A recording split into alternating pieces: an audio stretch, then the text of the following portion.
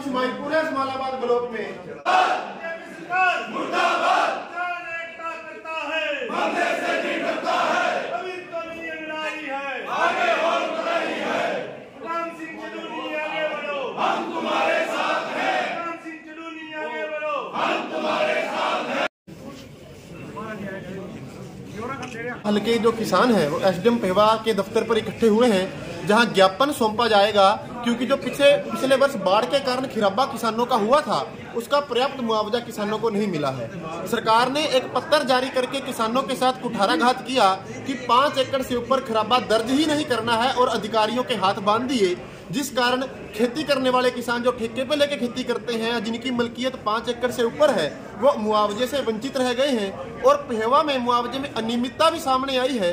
कई लोगों का खिराबा वेरीफाई भी हो गया, उसके बाद 1 रुपए का भी मुआवजा उन्हें नहीं मिला।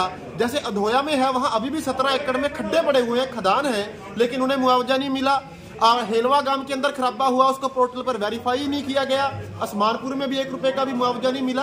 तो इन तमाम मुद्दों को लेकर के एसडीएम साहब से चर्चा करनी है और उनको स्थिति से अवगत करवाना है और माननीय मुख्यमंत्री हरियाणा सरकार के नाम ज्ञापन सौंपेंगे। इसको लेकर तो आप पहले भी कुछ दिन पहले मिल चुके हैं जी, हम इससे पहले भी मिलने आए थे। एसडीएम साहब उस दिन बाहर थे, तहसीलदार साहिबा ने उनकी गैर मौजूदगी में ज्ञापन लिया था, लेकिन वो हमने उस दिन एक गांव के लिए दिया था। बाद में हमने हल्के में चर्चा की, लोगों के फोन आने शुरू हुए तो पता चला है कि हर गांव में हर किसान के साथ धक्केशाही हुई है, उसको मुआवजा नहीं मिला है। तो आज पूरे हल्के के किसान इकट्ठे हुए हैं। इसके अलावा आज एक और मामला है, भारतीय किसान यूनियन के साथी हमारे वरिष्ठ उप प्रधान जसमेर डांडा जी हैं, जिनके साथ एक कबूतरबाज ने 2 महीने पहले धोखाधड़ी की थी और 2 महीने पहले हमने थाने में दरखास्त दी थी कि इस पर कार्रवाई की जाए।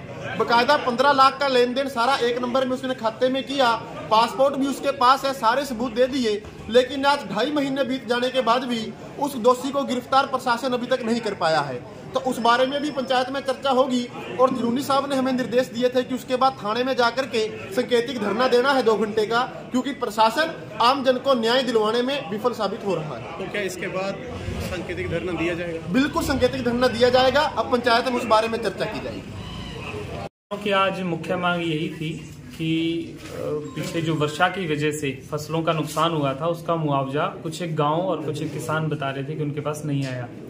इसमें जो सरकार के स्तर पर बात हुई है उसके अनुसार यह है कि क्षतिपूर्ति पोर्टल पर जो मॉड्यूल है वो कल शाम तक दोबारा चल जाएगा।